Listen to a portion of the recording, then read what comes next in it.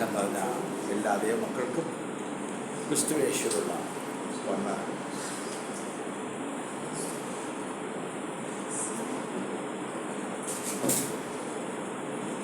നമുക്ക് വചനത്തിൽ നിന്ന് വളരെ സമയം ധ്യാനിപ്പാനായിട്ട് ഇടയായിത്തീരുന്നത്.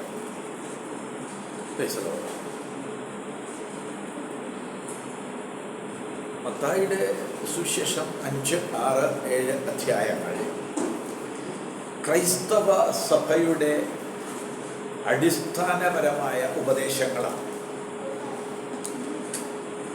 ക്രൈസ്തവ സഭ ഈ പ്രഭാഷണങ്ങളിലൂടെയാണ് പണിയപ്പെടേണ്ടത്, പണിതിരിക്കുന്നത്. ഇന്ന് പലപ്പോഴും ക്രൈസ്തവർ എന്ന് പറയുന്ന നമ്മൾ ഒരു യഹൂദ മത ആചാര അനുഷ്ഠാനങ്ങളിലേക്ക് മടങ്ങിപ്പോകുന്ന ഒരവസ്ഥയാണ്. സങ്കീർത്തനങ്ങളും പഴയ നിയമ പുസ്തകങ്ങളുമാണ് ഇന്ന് പലപ്പോഴും നമുക്ക് കേൾക്കാൻ വായിക്കുന്ന കാര്യങ്ങൾ. ഗിരിപ്രഭാഷണങ്ങളോ അല്ലെങ്കിൽ മറ്റ് ഉപദേശ സത്യങ്ങളോ പറയാൻ ഇന്നത്തെ ആത്മീയ സമൂഹം കൂട്ടാക്കുന്നില്ല, കേൾക്കാനും അനേകർക്ക് ഇഷ്ടമില്ല. ഈ പഥ്യവചനത്തിലേക്ക് നമ്മുടെ ശ്രദ്ധയെ നമുക്കൊന്ന് തിരിക്കുമ്പോൾ ഭാഗ്യവാന്മാരുടെ ഒരു പട്ടികയാണ് പറഞ്ഞു വരുന്നത്. ഭാഗ്യവാന്മാർ എന്ന് വെച്ചാൽ എൻ്റെ ഇംഗ്ലീഷിൽ പറയുന്നത് ബ്ലെസ്ഡ് പീപ്പിൾ എന്നാണ്, അനുഗ്രഹീതർ എന്നാണ്. അനുഗ്രഹീത മലയാളത്തിൽ വന്നപ്പോൾ ഭാഗ്യമായി, ലോട്ടറി അടിക്കുന്നവരുടെ ഭാഗ്യമല്ലേ ഇത് അനുഗ്രഹത്തിൻ്റെ വചനമാണ്. ആത്മാവിൽ ദരിദ്രരായവർ, ലൂക്കോസ് എഴുതുമ്പോൾ പറയുന്നുണ്ട്, ദരിദ്രരായവർ ഭാഗ്യവാന്മാർ. ആത്മാവിലല്ല, ദരിദ്രരായവർ ഭാഗ്യവാന്മാർ, സ്വർഗരാജ്യം അവർക്ക് ഉള്ളത്. പിന്നെ ഇപ്പം നമ്മൾ വായിച്ചു കേട്ട ദുഃഖിക്കുന്നവർ ഭാഗ്യവാന്മാർ, അവർക്ക് ആശ്വാസം ലഭിക്കും. സൗമ്യതയുള്ളവർ ഭാഗ്യവാന്മാർ, അവർ ഭൂമിയെ അവകാശമാണ്. നീതിക്ക് വിശന്ന് ദാഹിക്കുന്നവർ ഭാഗ്യവാന്മാർ, അവർക്ക് തൃപ്തി വരും. കരുണയുള്ളവർ ഭാഗ്യവാന്മാർ, അവർക്ക് കരുണ ലഭിക്കും. ഹൃദയശുദ്ധിയുള്ളവർ ഭാഗ്യവാന്മാർ, അവർ ദൈവത്തെ കാണും. സമാധാനം ഉണ്ടാക്കുന്നവർ ഭാഗ്യവാന്മാർ, അവർ ദൈവത്തിൻ്റെ പുത്രന്മാരെന്ന് വിളിക്കപ്പെടും. നീതി നിമിത്തം ഉപദ്രവിക്കപ്പെടുന്നവർ ഭാഗ്യവാന്മാർ, സ്വർഗരാജ്യം അവർക്കുള്ളത്. എൻ്റെ നിമിത്തം നിങ്ങളെ പഴിക്കുകയും ഉപദ്രവിക്കുകയും നിങ്ങളെ കൊണ്ട് എല്ലാത്തിന്മേയും കളവായി പറയുകയും ചെയ്യുമ്പോൾ നിങ്ങൾ ഭാഗ്യവാന്മാർ, സ്വർഗത്തിൽ നിങ്ങളുടെ പ്രതിഫലം വലുതാകൊണ്ട് സന്തോഷിച്ച് ഉല്ലസിപ്പിൻ. നിങ്ങൾക്ക് മുമ്പേ ഉണ്ടായിരുന്ന പ്രവാചകന്മാരെയും അവർ അങ്ങനെ തന്നെ ഉപദ്രവിച്ചുവല്ലോ. ഇതൊക്കെ നമുക്കറിയാവുന്നതും കേട്ടിട്ടുള്ളതുമാണ്. ഈ ഭാഗ്യവർണ്ണനം ഇത് നേരെ വിപരീതമായിട്ട് നമ്മൾ ചിന്തിക്കുകയാണെങ്കിൽ, ആത്മാവിൽ ദരിദ്രനല്ലെങ്കിൽ നമ്മൾ അനുഗ്രഹീതരാണോ, ശാപത്തിൻ്റെ കീഴിലാണോ? ഇതിന് ഒരു പ്ലസ് പോയിന്റ് പറയുമ്പോൾ തന്നെ ഒരു നെഗറ്റീവ് പോയിന്റും അവിടെയുണ്ട്. എങ്ങനെ? ആത്മാവിൽ ഞാൻ സമ്പന്നനാണ്, എനിക്കൊന്നിനും മുട്ടില്ല എന്ന് പറഞ്ഞാൽ എൻ്റെ അർത്ഥം എന്താ? അവൻ ശപിക്കപ്പെട്ടവനാണ്. ഭാഗ്യവാന്മാർ ഇങ്ങനെയാണെങ്കിൽ, ഇങ്ങനെ അല്ലാത്തവർ ഭാഗ്യവാന്മാരല്ലെന്നല്ല, ശപിക്കപ്പെട്ടവർ. അപ്പൊ പുതിയ നിയമ സഭയ്ക്ക് ശാപമുണ്ടോ?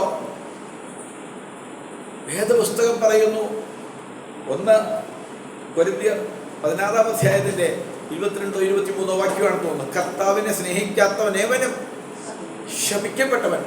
അതിൻ്റെ അർത്ഥം എന്താ? കർത്താവിനെ സ്നേഹിക്കുന്നവൻ അനുഗ്രഹിക്കപ്പെട്ടവനാണെങ്കിൽ, കർത്താവിനേക്കാൾ അധികം മറ്റെന്തിനെങ്കിലും സ്ഥാനം കൊടുക്കുന്നവൻ, സ്നേഹിക്കുന്നവൻ ശപിക്കപ്പെടും.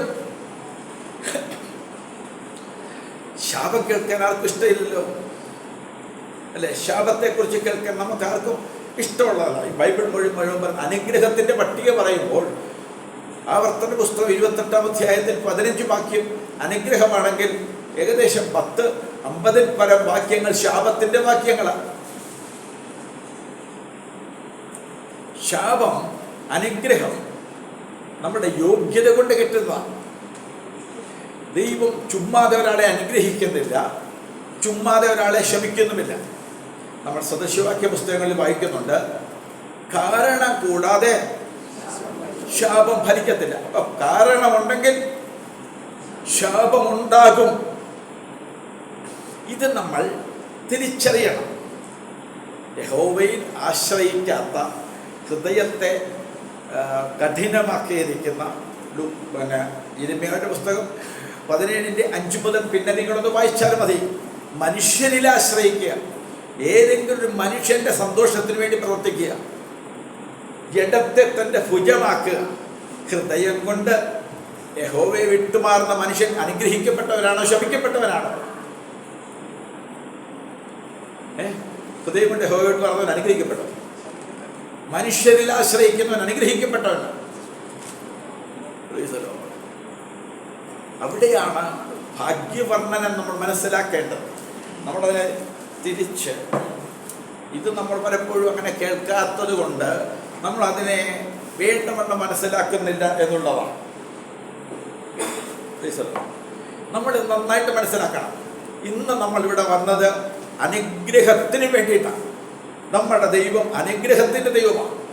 അനുഗ്രഹിക്കാൻ ദൈവം പ്ലാൻ ചെയ്താണ് നമ്മളെ വിളിച്ചിരിക്കുന്നത്. പക്ഷേ അനുഗ്രഹം വേണോ ശാപം വേണോ എന്ന് നമ്മൾ വേണം തീരുമാനിക്കാൻ. ഇതിന് രണ്ടിനും നമുക്ക് സ്വാതന്ത്ര്യമുണ്ട്.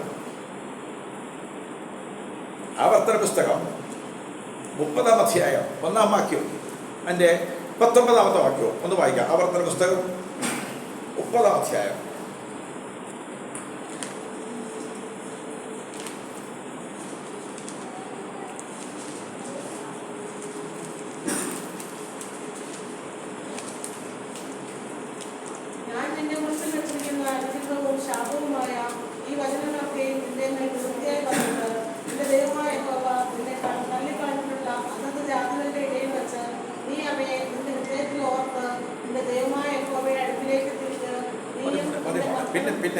പിന്നെ നിങ്ങളത് വായിച്ചാൽ മതി. നിന്റെ മുമ്പിൽ വെച്ചിരിക്കുന്ന അനുഗ്രഹവും ശാപവുമായ ഈ വചനങ്ങളൊക്കെ നിന്റെ മേൽ നിവൃത്തിയായി വന്നിട്ട് നിന്റെ ദൈവമായ യഹോവ നിന്നെ തള്ളിക്കളഞ്ഞിട്ടുള്ള അതത് ജാതികളുടെ ഇടയിൽ വെച്ച് നീ അവയെ നിന്റെ ഹൃദയത്തിൽ ഓർത്തു നിന്റെ ദൈവമായ യഹോവയെങ്കിലേക്ക് തിരിഞ്ഞ് വരണം. ദൈവം അനുഗ്രഹം മാത്രമല്ല വെച്ചിരിക്കുന്നത്, ശാപവും വെച്ചിട്ടുണ്ട്. ഏതൻ തോട്ടത്തിൽ ദൈവം അനുഗ്രഹം മാത്രമല്ല വെച്ചത്, ഇത് തിന്നുന്ന നാളിൽ നീ മരിക്കും, തിന്നരുത്, തിന്നുന്ന നാളിൽ മരിക്കും എന്ന് പറഞ്ഞാൽ ശാപമാണത്. ദൈവം അനുഗ്രഹവും ശാപവും മനുഷ്യന്റെ മുൻപാകെ വെച്ചു. മനുഷ്യൻ എന്ത് തിരഞ്ഞെടുത്തു? ശാപം, മരണം തിരഞ്ഞെടുത്തു, അറിവ് തിരഞ്ഞെടുത്തു. ദൈവമാണോ ശപിച്ചത്? അല്ല, നമ്മൾ സ്വയം ശാപം തിരഞ്ഞെടുത്തു. മനുഷ്യൻ ശപിക്കപ്പെട്ടു. അങ്ങനെയാണോ ഉൽപ്പത്തി പുസ്തകം നമ്മൾ വായിക്കുന്ന 3-ാം അധ്യായത്തിൽ? ഉൽപ്പത്തി പുസ്തകം 3-ാം അധ്യായത്തിൽ നമ്മൾ വായിക്കുന്ന അങ്ങനെയാണ്. എൻ്റെ 14-ാം വാക്യത്തിൽ നമ്മൾ വായിക്കുന്ന അങ്ങനെ 14 മുതൽ അത് അല്ല, ഞാൻ അവിടെ കഷ്ടം, ഗർഭധാരണം, വേദന സ്ത്രീക്ക് പാമ്പിനോട് പറഞ്ഞു, ഉരസ്സുകൊണ്ട് ഗമിച്ച് നീ പൊടി തിന്നും. ഹല്ലേലൂയ. മനുഷ്യനോട് പറഞ്ഞു, ഇനി നീ അധ്വാനിക്കുന്നതിന് വേണ്ടവണ്ണം പ്രതിഫലം കിട്ടത്തില്ല, വിയർപ്പ് കൊണ്ട് നീ ഉപജീവിക്കേണ്ടി വരും. സ്ത്രീയോട് പറഞ്ഞു, നിന്റെ ആഗ്രഹം മുഴുവനും അവനോടുകൂടെ ആയിരിക്കും. നിന്റെ ചിന്ത എങ്ങനെ ഭർത്താവിനെ പ്രസാദിപ്പിക്കണം എന്നുള്ളതായിരിക്കും. അതൊരു ശാപം. കർത്താവിനെ പ്രസാദിപ്പിക്കാൻ കഴിയാതെ ഭാര്യയെ പ്രസാദിപ്പിക്കുന്ന, ഭർത്താവിനെ പ്രസാദിപ്പിക്കുന്ന അനേകരെ എനിക്കറിയാം. അമ്മമാരെ പ്രസാദിപ്പിക്കാൻ വേണ്ടി ജീവിക്കുന്ന മക്കളെ എനിക്കറിയാം. കുഞ്ഞുങ്ങൾക്ക് വേണ്ടി പ്രസാദിപ്പിക്കാൻ വേണ്ടി ജീവിക്കുന്നവരെനിക്കറിയാം. അവർ ശാപത്തിൻ്റെ കീഴിലേക്ക് പോകുന്നത് ദൈവം ശപിക്കുന്നതല്ലത്. ദൈവം അനുഗ്രഹത്തിൻ്റെ ദൈവമാണ്. ദൈവത്തെക്കാൾ ഞാൻ പറയുന്നത് ഒന്ന് വായിച്ച ഉൽപ്പത്തി പുസ്തകം 3-ാം അധ്യായം 3-ാം അധ്യായത്തിന്റെ 14-ാം വാക്യം വായിച്ചു.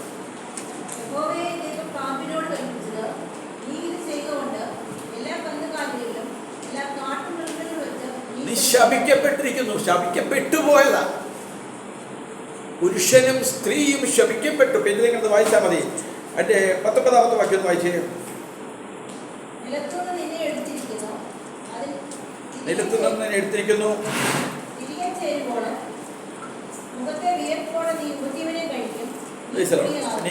അതിൻ്റെ 5-ാം അധ്യായത്തിൻ്റെ 1-ാം വാക്യം ഒന്ന് വായിച്ചേ. ആദാമിന്റെ വംശപാരമ്പര്യമാണിത്. ദൈവം മനുഷ്യരെ സൃഷ്ടിച്ചപ്പോൾ ദൈവത്തിന്റെ സാദൃശ്യത്തിൽ അവനെ ഉണ്ടാക്കി, ആണും പെണ്ണുമായി അവരെ സൃഷ്ടിച്ച നാളിൽ അവരെ അനുഗ്രഹിക്കുകയും അവർക്ക് ആദാം എന്ന് പേരിടുകയും ചെയ്യും. 4-ാം അധ്യായത്തിന്റെ 24-ാമത്തെ വാക്യം ഒന്ന് വായിച്ചേ. കായീന് വേണ്ടി 7 ഇരട്ടി പകരം ചെയ്യുമെങ്കിൽ ലാമത്തിന് വേണ്ടി 77 ഇരട്ടി പകരം ചെയ്യും. അതിന്റെ 14-ാമത്തെ വാക്യം ഒന്ന് വായിച്ചേ. 4:14. ഇതാ നീ ഇന്ന് എന്നെ ആട്ടിക്കളയുന്നു, ഞാൻ തിരുസന്നിധി വിട്ട് ഒളിച്ച് ഭൂമിയിൽ ഉഴന്ന് നടക്കുന്നവനാകും. 11-ാമത്തെ വാക്യം. ഇപ്പോൾ നിന്റെ അനുജന്റെ രക്തം നിന്റെ കയ്യിൽ നിന്ന് ഏറ്റുകൊള്ളുവാൻ വായു തുറന്ന ശേഷം നീ വിട്ട് ശാപഗ്രസ്തനായി പോവുകയാണ്. കണ്ടോ, ഉൽപ്പത്തി പുസ്തകത്തിൽ നീ ശാപഗ്രസ്തനായി പോകുവാൻ ദൈവം അവനോട് പറയുന്നു. എന്താണ് കാരണം? സ്വന്തം അനുജനെ കൊന്നു, ദൈവം വഴിവിട്ട് നടന്നു. സ്വന്തം അനുജനെ കൊന്നപ്പോൾ അവൻ ശാപഗ്രസ്തനായി പോകാൻ ഇടവന്നു. ശാപഗ്രസ്തനായി പോയ കയ്യിനെ വീട് വെച്ചാവും, വലിയ വീട്, പട്ടണം പണിതു. ശാപം പിടിച്ചവൻ പോയി പട്ടണം പണിതു. നമ്മൾ പറയുവാൻ അനുഗ്രഹിക്കപ്പെട്ടവരാണെന്ന് പറയും. പോയവൻ ഒന്നിലധികം ഭാര്യമാരെ എടുത്തു. അവൻ അനുഗ്രഹിക്കപ്പെട്ടവനാണോ? അവൻ്റെ മക്കളുടെ പേരിൽ പട്ടണങ്ങളുണ്ടായി. അവന് മക്കള്, കൊച്ചുമക്കള്, വലിയ തലമുറയുണ്ടായി. നമ്മൾ പറയുന്നത് ഒരു കുഞ്ഞില്ലെങ്കിൽ അവർ ശപിക്കപ്പെട്ടവർ. ഇഷ്ടം പോലെ മക്കളുള്ള കയ്യിൽ ശപിക്കപ്പെട്ടവനായിരുന്നു. എന്താണ് ശാപം? ഇതിൽ നിന്ന് നിങ്ങൾ മനസ്സിലാക്കുന്ന ശാപം എന്താ? കയ്യിൻ്റെ കൂടെ പ്രിയപ്പെട്ടവരെ ദൈവമില്ല. ദൈവം ഒരാളിൻ്റെ കൂടെ ഇല്ലെങ്കിലും അവർക്ക് പട്ടണങ്ങൾ പണിയാം, അവർക്ക് ബാങ്ക് ബാലൻസ് ഉണ്ടാക്കാം. അത് ശാപത്തിൻ്റെ കാശാണ്, അത് ശാപത്തിൻ്റെ വീടാണ്, അത് ശാപത്തിൻ്റെ ലോകമാണ്. ഇവിടെ മുഴുവനും നമ്മൾ വായിച്ചു, വേദപുസ്തകത്തിൽ വായിക്കുന്നത് അനുഗ്രഹവും ശാപവും. ആവർത്തന പുസ്തകം 30-ാം അധ്യായം ഒന്നുകൂടെ ഒരു വാക്യം കൂടെ വായിക്കാൻ നോക്കുക. ഒന്നുകൂടെ 19-ാമത്തെ വാക്യം. ആവർത്തന പുസ്തകം 30-ാം അധ്യായം. നമുക്കിന്നൊരു അനുഗ്രഹം അനുഗ്രഹവും ശാപവുമായ ഈ വചനങ്ങളൊക്കെ നിന്റെ മേൽ നിവൃത്തിയായി വന്നിട്ട് നിന്റെ ദൈവമായ യഹോവ നിന്നെ തള്ളിക്കളഞ്ഞിട്ട് അതത് ജാതികളുടെ ഇടയിൽ വെച്ച് നീ അവയെ നിന്റെ ഹൃദയത്തിൽ ഓർത്ത്. മനസ്സിലായി കാണുമെന്ന് ഞാൻ വിചാരിക്കുക. ഇതാ അനുഗ്രഹവും ശാപവും നിങ്ങളുടെ മുൻപിൽ ഞാൻ വെക്കുന്നു. ജീവനും മരണവും അനുഗ്രഹവും ശാപവും വെക്കുന്നു എന്നതിന് ഞാൻ ആകാശത്തെ ഭൂമിയിൽ സാക്ഷി വയ്ക്കുന്നു. ദൈവം നമ്മുടെ മുമ്പിൽ ഇന്ന് ടുഡേ കർത്താവ് അനുഗ്രഹവും ശാപവും നമ്മുടെ മുമ്പിൽ വെക്കുന്നു. നിങ്ങൾക്ക് ഏത് വേണം? ദൈവം ആരെയും ശപിക്കുന്നുമില്ല, എല്ലാവരെയും അനുഗ്രഹിക്കാനാണ് ദൈവം വെച്ചിരിക്കുന്നത്. പക്ഷേ ശാപം ഞാൻ തിരഞ്ഞെടുക്കാൻ പറ്റും. അപ്പം നമ്മൾ ശാപത്തിൻ്റെ പുറകെ പോകണ്ട. കർത്താവ് നമ്മളെ അതിനായിട്ട് ഒരുപാട് സഹായിക്കട്ടെ. ദൈവത്തിന് സ്തോത്രം ചെയ്യുന്നു. വേദപുസ്തകത്തിലെ ഇപ്പോൾ നമ്മൾ വായിച്ച മത്തായിയുടെ സുവിശേഷം 5-ാം അധ്യായത്തിൽ, മത്തായിയുടെ സുവിശേഷത്തിൻ്റെ 5-ാം അധ്യായം പറയുന്ന ഈ ഭാഗത്ത് നിങ്ങൾ ആത്മാവിൽ സമ്പന്നനാണെന്നും എന്നെ ആരും ഉപദേശിക്കേണ്ടെന്നും എനിക്ക് നല്ല അറിവുണ്ടെന്നും എനിക്ക് അതിൻ്റെ ഇത്രയൊക്കെ മതിയെന്നും ഒരു ചിന്തയിലുണ്ടെങ്കിൽ ആത്മാവിൽ നിങ്ങൾ സമ്പന്നനാണ്. അവൻ ശപിക്കപ്പെട്ടവനാണ്. ആത്മാവിൽ ദരിദ്രനാകുന്നവനാണ് അനുഗ്രഹീതനാകുന്നത്. ആത്മാവിൽ ദാരിദ്ര്യമുള്ളവർക്ക് മാത്രമേ അനുഗ്രഹം കിട്ടൂ. ദൈവത്തിന് വേണ്ടി ദാഹിക്കുന്ന, പരിശുദ്ധാത്മാവിന് വേണ്ടി ദാഹിക്കുന്ന, ദൈവമെൻ്റെ ഭരണം നടത്തണമെന്ന് ദാഹിക്കുന്ന ഒരു വ്യക്തി ഉണ്ടെങ്കിൽ അവൻ അനുഗ്രഹിക്കപ്പെടും. അതുകൊണ്ടാണ് ഇന്നത്തെ പെന്തെക്കോസ്ത് സമൂഹം അനുഗ്രഹത്തിൽ നിന്നും ഏകദേശം പണത്തിൻ്റെ കൂടെ ലോകസുഖങ്ങളുടെ പുറകെ ശാപത്തിൻ്റെ കീഴിലേക്ക് പോകുന്നതിൻ്റെ കാരണം എന്താ? നമ്മൾ അറിയത്തില്ല. നമ്മൾ ചിന്തിക്കുന്ന അനുഗ്രഹം നമുക്ക് ധനവാനെ പോലെ ഇവിടെ ജീവിക്കണം, ലാസറിനെ പോലെ സ്വർഗത്തിലും പോകണം. അവൻ ശപിക്കപ്പെട്ടവനാണ്. ധനവാനെ പോലെ ഭൂമിയിൽ ജീവിച്ചിട്ട് ലാസറിനെ പോലെ സ്വർഗത്തിൽ പോകാമെന്ന് ചിന്തിക്കുന്ന ഒരു കോംപ്രമൈസിങ് ആയിട്ടുള്ള ജീവിതമുണ്ട്. അത് ശാപം വിളിച്ചു വരുത്തും. നമുക്ക് ധനവാനെ പോലെ ജീവിക്കേണ്ടത് പറയണം, എനിക്ക് എൻ്റെ കർത്താവിനെ പോലെ. എന്നിട്ട് ഞാൻ എൻ്റെ അവസാന ഭാഗത്തുള്ളത് എങ്ങനെയാണ്? നീതി നിമിത്തം ഉപദ്രവിക്കപ്പെടുന്നവർ ഭാഗ്യവാന്മാർ, സ്വർഗരാജ്യം അവർക്കുള്ളത്. നിങ്ങൾക്ക് ദൈവനീതി നിമിത്തം ഉപദ്രവമുണ്ടോ? നിങ്ങൾ അനുഗ്രഹിക്കപ്പെട്ടത്. ഒരു നീതി നിമിത്തം നിങ്ങൾക്ക് നീതി ചെയ്യുന്നുണ്ട്, ഉപദ്രവമൊന്നുമില്ലേ? എല്ലാവരും നിങ്ങളെ പൊക്കുകയാണോ? വേദപുസ്തകം അനുഗ്രഹിക്കപ്പെട്ടവരല്ലെങ്കിൽ ശാപത്തിൻ്റെ കീഴിലാണ്.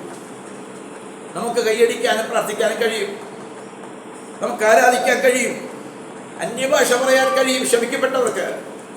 വേദപുസ്തകത്തിൽ നിന്ന് എനിക്ക് ഒരുപാട് തെളിവുകൾ നിങ്ങളുടെ മുമ്പിൽ തരാനായിട്ട് പറ്റും. 2, അടുത്തത്, എൻ്റെ നിമിത്തം നിങ്ങളെ പഴിക്കുകയും ഉപദ്രവിക്കുകയും നിങ്ങളെ കൊണ്ട് എല്ലാ തിന്മയും കളവായി പറയുകയും ചെയ്യുമ്പോൾ നിങ്ങൾ ഭാഗ്യവാന്മാർ. സുവിശേഷ നിമിത്തം, ദൈവരാജ്യ നിമിത്തം നിങ്ങളെ പഴിക്കുന്നുണ്ടോ? നിങ്ങളെ ഉപദ്രവിക്കുന്നുണ്ടോ? സകല തിന്മയും കളവായി പറയുന്നുണ്ടോ? നിങ്ങൾ ഭാഗ്യവാന്മാർ. അയ്യോ, എനിക്കത് ഇഷ്ടമില്ല, എനിക്കത് കേൾക്കണ്ട, എന്നെക്കുറിച്ച് എല്ലാവരും നല്ലത് പറയണം, എന്നെ എല്ലാവരും കെട്ടിപ്പിടിക്കണം, എല്ലാവരും സ്നേഹിക്കണം. അപ്പോൾ ഞാൻ യേശുവിൻ്റെ സ്നേഹത്തിൽ നിന്ന് മാറി. അതിൻ്റെ അർത്ഥം നീ ശപിക്കപ്പെട്ടു. ഹല്ലേലൂയ. എന്ത് ചെയ്യണമെന്നാണ് പറഞ്ഞത്? അവിടെ നമ്മൾ വായിച്ചത്, അങ്ങനെ നിങ്ങൾക്കുണ്ടാകുമ്പോൾ സ്വർഗത്തിൽ നിങ്ങളുടെ പ്രതിഫലം വളരെ വലുതാണ്. മാത്രമല്ല അതുകൊണ്ട് സന്തോഷിച്ചുല്ലസിപ്പിൻ. നിങ്ങളെ പഴിച്ചാൽ, സുവിശേഷ നിമിത്തം നിങ്ങളെ നിന്ദിച്ചാൽ, നിങ്ങളെ സ്വന്തം ഭാര്യയെ ഉപേക്ഷിച്ചാൽ, സ്വന്തം ഭർത്താവിനെ ഒരാൾ ഉപേക്ഷിച്ചാൽ അവൻ അനുഗ്രഹിക്കപ്പെട്ടവനാണ്. ലോകത്തിൻ്റെ ഭാഷയല്ല ഇത്, ദൈവരാജ്യത്തിൻ്റെ മാനിഫെസ്റ്റോയാണ് ഞാനിവിടെ പറയുന്നത്. ദൈവരാജ്യത്തിൻ്റെ തുറക്കപ്പെട്ട നിയമങ്ങളാണ് ഇവിടെ പറയുന്നത്. നിങ്ങൾക്ക് ഉപദ്രവമുണ്ടോ? നിങ്ങൾ അനുഗ്രഹിക്കപ്പെട്ടവരാണ്. അത് വേണ്ടേ? നിങ്ങൾ ശാപത്തിലേക്ക് പോവുക. നീതി നിമിത്തം നിങ്ങളെ എല്ലാവരും പൊക്കത്തൊന്നുമില്ല, നിങ്ങളെല്ലാം ചെയ്യുന്നവരെല്ലാം പ്രശംസിക്കത്തില്ല. നിങ്ങളോട് അങ്ങനെ പറഞ്ഞത് പഴിക്കുകയും എല്ലാ തിന്മയും കളവായി പറയും ചെയ്യുമ്പോൾ നിങ്ങൾ ഭാഗ്യം, സ്വർഗത്തിൽ നിങ്ങളുടെ പ്രതിഫലം വലിയത്. ആ കൊണ്ട് സന്തോഷിച്ചുല്ലസിപ്പിൻ. ഇതാണ് യഥാർത്ഥ ദൈവരാജ്യം. അവിടെയാണ് അനുഗ്രഹം വരുന്നത്. ഹല്ലേലൂയ. നിങ്ങൾക്കത് ഇഷ്ടമില്ലേ? എല്ലാവരും പ്രശംസിക്കണം, പൊക്കി പറയണം, അങ്ങനെയാണ് നിങ്ങൾ ആഗ്രഹിക്കുന്നത്. സുവിശേഷ നിമിത്തം, കേട്ടോ, കയ്യിലിരിപ്പുകൊണ്ടല്ല, അല്ല, ഈ സുവിശേഷ നിമിത്തം എന്നെ എല്ലാവരും തള്ളിക്കളഞ്ഞ സുവിശേഷത്തിൻ്റെ സത്യത്തിന് വേണ്ടിയിട്ട് നിലനിൽക്കേണ്ടി വന്നാൽ ഞാൻ അനുഗ്രഹിക്കപ്പെട്ടവരാണ്. അതുകൊണ്ട് അത് വേണമെന്ന് ഒളിച്ചോടരുത്, കേട്ടോ, ഒളിച്ചോടരുത്. നമ്മൾ യെശയ്യാവിന്റെ പുസ്തകത്തിൽ വായിക്കുന്നുണ്ട്, യഹോവയുടെ പ്രവൃത്തി ഉദാസീനതയോടെ ചെയ്യുന്നവൻ ശപിക്കപ്പെട്ടവൻ. യഹോവയുടെ പ്രവൃത്തി തീഷ്ണതയോടെ ചെയ്യണം. യഹോവയുടെ പ്രവൃത്തി ഉദാസീനത. 10 മണിക്ക് അല്ല സഹായകം, 9:30. 10 മണിയായിട്ടും ആരെയും കണ്ടില്ല. നിങ്ങൾ സ്വയം പ്രതിഷ്ഠ നിങ്ങൾ അനുഗ്രഹിക്കപ്പെട്ടവരാണോന്ന്? എന്തെല്ലാം കാര്യങ്ങൾ നിങ്ങൾക്ക് പറയാനുണ്ടെങ്കിലും ആ കാര്യങ്ങൾ മുഴുവനും ഞാൻ പറയുന്നത് അതുകൊണ്ട് ഒരാൾ ശമിക്കപ്പെടുമെന്നല്ല ഞാൻ പറയുന്നത്. കാരണങ്ങളിൽ ഒന്നതാണ്. വെള്ളിയാഴ്ചത്തെ കൂട്ടായ്മയുണ്ട്. വെള്ളിയാഴ്ച നമ്മൾ 3 ദിവസം ഉപവാസ പ്രാർത്ഥനയ്ക്ക് ഇരിക്കുക. എത്ര പേര് നിന്ന് കേട്ടോ? അനുഗ്രഹിക്കപ്പെട്ടവനെ കണ്ടാലറിയാം. അനുഗ്രഹിക്കപ്പെട്ടവൻ ഓരോ നിമിഷവും അവൻ്റെ പ്രവൃത്തികളെ കണ്ടാൽ അറിയാം. ആത്മീയ കാര്യങ്ങളിലുള്ള ശുഷ്കാന്തി കണ്ടാൽ മതി. ഇവൻ അനുഗ്രഹിക്കപ്പെട്ടവനാണോ അല്ലയോ എന്നറിയാം. Praise the Lord. അപ്പോൾ ഉദാസീനതയോടെ ദൈവരാജ്യത്തിന്റെ പ്രവൃത്തിയിൽ ഏർപ്പെട്ടിരിക്കുന്ന വ്യക്തികൾ, ഇപ്പൊ നിങ്ങൾക്ക് ശാപം ഉണ്ടെന്ന് ഞങ്ങൾ അറിയാൻ പറ്റും. നിങ്ങൾക്കൊരു റെസ്റ്റ് ഉള്ളിൽ ഉണ്ടാകില്ല, ഉള്ളിൽ നിങ്ങൾക്കൊരു സ്വസ്ഥത ഉണ്ടാകത്തില്ല. ഭാരമായിരിക്കും, ആകുലതകളായിരിക്കും, ഉത്കണ്ഠകളായിരിക്കും, ചിന്താകുലങ്ങളായിരിക്കും. എന്താ കാരണം? നിങ്ങളൊരു ശാപത്തിന്റെ കീഴിൽ പിടിക്കപ്പെട്ടു പോയി. ഒരു ശാപം ഒരാളെ പിന്തുടരുന്നെങ്കിൽ അവർക്ക് ആത്മീയ കാര്യങ്ങൾക്ക് പ്രയോജനപ്പെടാൻ വയ്യാത്ത നിലയിൽ ഒരു തീര രോഗം വരും. ഇല്ലെങ്കിൽ അവർ പറയും വയ്യെന്ന് പറയും. ഓർത്തോ, നിങ്ങൾ ശാപത്തിന്റെ കീഴിൽ. എനിക്ക് വണ്ടിക്കൂലിയില്ല. നമ്മളെ വിളിച്ച ഈ കർത്താവ് സകല മാനുമരാശിക്കും സമ്പത്തും സമൃദ്ധിയും കൊടുക്കുന്ന ആളാ. എനിക്ക് വരാൻ വണ്ടിക്കൂലിയിൽ നടന്നു വരണം.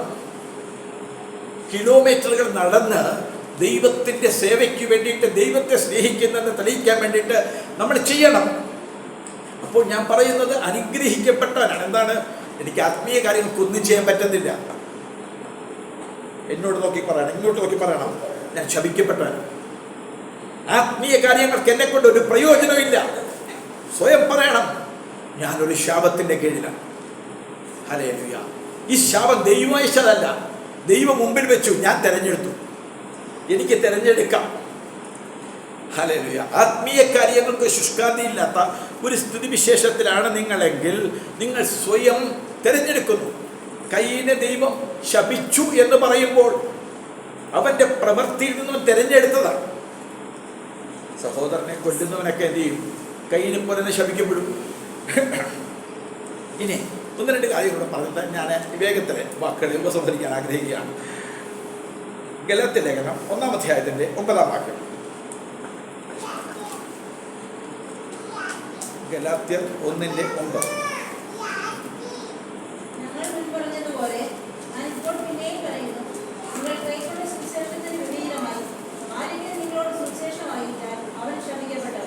ഹല്ലേലൂയ. അത് അതിൻ്റെ മുകളിൽ 7 തൊട്ട് നിങ്ങൾക്ക് വായിക്കാവുന്നതാണ്. എന്നാൽ ഞാൻ 9-ാം വാക്യം വായിക്കുക. ഞങ്ങൾ മുൻപറഞ്ഞതുപോലെ ഞാനിപ്പോൾ പിന്നെയും പറയുന്നു, നിങ്ങൾ കൈക്കൊണ്ട സുവിശേഷത്തിന് വിപരീതമായി ആരെങ്കിലും നിങ്ങളോട് സുവിശേഷം അറിയിച്ചാൽ അവൻ ശപിക്കപ്പെട്ടവൻ. പുതിയ ശാപമുണ്ടോ? എനിക്കറിയാവുന്നൊരു സഹോദരനുണ്ട്, ഇന്ന് ലോകത്തു നിന്ന് മാറ്റപ്പെട്ടു പോയി. അദ്ദേഹം പറയുന്നു, എൻ്റെ പൊന്നു പാസ്റ്റേ, ഒരു സഭയ്ക്കകത്ത് കെട്ടിപ്പിടിച്ചിട്ട് കാരണം എന്നെ കിട്ടത്തില്ല. എനിക്ക് പറക്കണം, എനിക്ക് പറക്കണം, എനിക്ക് ശുശ്രൂഷ പറഞ്ഞില്ലേ, പോകണം, അവിടെ പോകണം, ഇവിടെ പോകണം. വേദപുസ്തകം പറയുന്നത് ഒരു ലോക്കൽ ചർച്ചിന്റെ ദൈവദാസന് വിധേയപ്പെട്ട് കീഴ്പ്പെട്ടിരിക്കാത്ത ഒരു മനുഷ്യനും അനുഗ്രഹിക്കപ്പെട്ടവനാണ്. പറന്ന് നടക്കുന്നതല്ല സുവിശേഷം. ഒരു ലോക്കൽ ചർച്ച് എന്ന് പറയുമ്പോൾ എൻ്റെ രക്ഷകർത്തൃ സ്ഥാനത്തേക്കാണ് വരുന്നത്. അതിന് വിധേയപ്പെട്ട് നിൽക്കാത്ത ഒരു മനുഷ്യനും ഭാഗ്യവാനല്ല, അനുഗ്രഹീതനല്ല. അപ്പോൾ അദ്ദേഹം പറഞ്ഞ വാക്കിങ്ങനെ, ഇവിടെ നമ്മളിപ്പോൾ വായിച്ചത് 9-ാം വാക്യത്തിൽ വായിച്ചത്, ആരെങ്കിലും നിങ്ങളോട് ഈ സുവിശേഷത്തിന് വിപരീതമായിട്ട് വല്ല സുവിശേഷവും പറഞ്ഞാൽ അവർ ശപിക്കപ്പെട്ടവൻ. ഞാനത് ഓർപ്പിക്കട്ടെ. സുവിശേഷത്തിനകത്ത് എന്താണ് കർത്താവ് നിക്ഷേപിച്ചിരിക്കുന്നത്? ഈ സുവിശേഷത്തിനകത്ത് കർത്താവ് എന്താണ് നിക്ഷേപിച്ചിരിക്കുന്നത്? ദൈവരാജ്യമാണ്, നിത്യജീവനാണ്. ഇതിനപ്പുറത്ത് ഭൂമിയിലത് കിട്ടുമെന്ന് പറഞ്ഞ് ഞാനോ മറ്റൊരാളോ ഇവിടെ നിങ്ങളോട് പ്രസംഗിച്ചാൽ അവൻ അനുഗ്രഹീതനെന്ന് ബൈബിൾ പറയുന്നില്ല, അവൻ ശപിക്കപ്പെട്ടവൻ.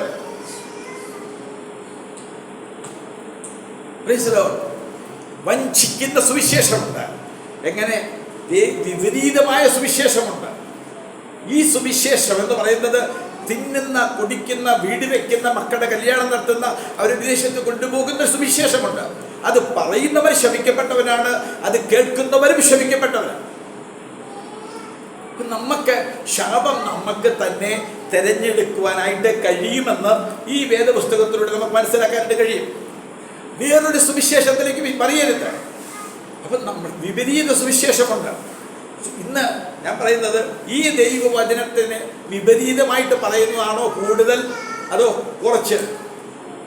ഇത് ദൈവരാജ്യത്തിന്റെ യഥാർത്ഥമായി പറയുന്ന പ്രസംഗം, വചനത്തെ യഥാർത്ഥമായി പ്രസംഗിക്കുന്നവർ, കേൾക്കാൻ ഇമ്പമില്ലാത്തതും കേൾക്കാനായിട്ട് രസകരമല്ലാത്തതും മാധുര്യമില്ലാത്തതുമായിരിക്കുന്ന രീതിയിലുള്ള ദൈവവചനം പറയുമ്പോൾ അത് കേൾക്കാൻ നിങ്ങൾക്ക് മാന്യമുണ്ടോ? അതിൻ്റെ അർത്ഥം നിങ്ങൾ ശാപത്തിൻ്റെ കീഴിലായിരിക്കുന്നു എന്നാണ്. ഇത് കേൾക്കുമ്പോൾ, ഈ ദൈവവചനം കേൾക്കുമ്പോൾ നിങ്ങൾക്ക് ഉറക്കം വരുന്നുണ്ടോ? നിങ്ങളുടെ മനസ്സിനകത്ത് കോൺസെൻട്രേറ്റ് ചെയ്യാൻ പറ്റുന്നില്ലേ? നീതിയുടെ വചനം, പഥ്യവചനം കേൾക്കാൻ മനസ്സില്ലേ? എങ്കിൽ വേദപുസ്തകം പറയുന്നു, നിങ്ങളോ ശപിക്കപ്പെട്ടവരാണ്. കേൾക്കേണ്ടതാണ് ദൈവവചനമാണ് കേൾക്കേണ്ടത്. ദൈവവചനത്തിനകത്ത് ദൈവരാജ്യവും നിത്യജീവനുമല്ലാത്ത മെസ്സേജ് വേറെ ഇല്ല. അതിനകത്ത് ഇൻക്ലൂഡ് ചെയ്തു വെച്ചിരിക്കുന്നതാണ് ഭൂമിയിലെ ആവശ്യങ്ങൾ. അതല്ല ദൈവരാജ്യത്തിൻ്റെ സുവിശേഷമെന്ന് തിരിച്ചറിഞ്ഞ് വേണം നമ്മൾ ആത്മീയമായി മുന്നേറുവാനായിട്ട്. ഒന്ന് വായിക്കാമോ? ഗലാത്യർ 3:10.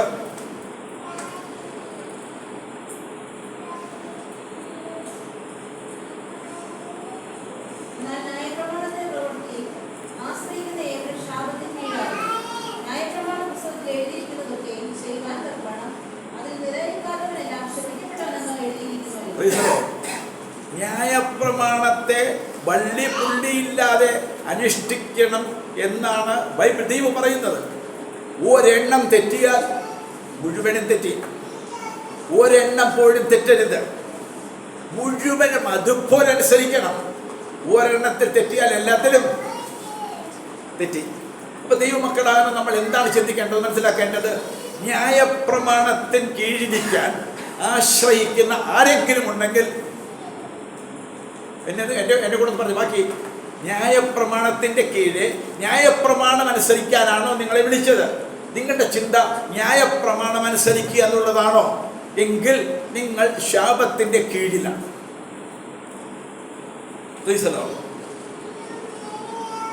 നിങ്ങൾക്ക് പ്രതികരിക്കാം. ന്യായപ്രമാണത്തിൻ്റെ, നമ്മളിപ്പോൾ വായിച്ചത് 3-ാം അധ്യായത്തിൻ്റെ 10-ാം വാക്യമാണ്. ന്യായപ്രമാണത്തിൻ്റെ പ്രവൃത്തിയിൽ ആശ്രയിക്കുന്ന ഏത് മനുഷ്യനും ശാപത്തിൻ്റെ കീഴിലാണ്. അപ്പം നന്മ ചെയ്യുന്ന, പ്രവർത്തിക്കുന്ന ഈ കാര്യങ്ങൾ ശാപത്തിൻ്റെ കീഴെ വരുത്താനല്ല നമുക്ക്. ദൈവം നമ്മളെ രക്ഷിക്കാനും അനുഗ്രഹിക്കാനുമാണ് ആഗ്രഹിക്കുന്നത്. ഗലാത്യർ 3:13 കൂടി ഞാനത് വായിക്കുകയാണ്, ശ്രദ്ധിച്ചാട്ടെ. ന്യായപ്രമാണത്തിനോ വിശ്വാസമല്ല ആധാരമായിരിക്കുന്നത്, അത് ചെയ്യുന്നവൻ അതിനാൽ ജീവിക്കുമെന്നുണ്ടല്ലോ. ന്യായപ്രമാണത്തിന് വിശ്വാസത്തിൻ്റെ ആവശ്യമില്ല, പ്രവർത്തിച്ചാൽ മതി. പ്രവർത്തിച്ച് രക്ഷപ്പെടാൻ, സ്വർഗത്തിലെത്താൻ, ദൈവത്തെ പ്രസാദിപ്പിക്കാമെന്ന് ചിന്തിച്ചാൽ അത് വിശ്വാസമാർഗമല്ല, അത് ശാപത്തിലേക്ക്, നരകത്തിലേക്ക്, ദൈവമില്ലാത്ത ഒരവസ്ഥയിലേക്ക് എത്തിച്ചു. ദൈവത്തെ കൂടാതെ അവർക്ക് ജീവിക്കാൻ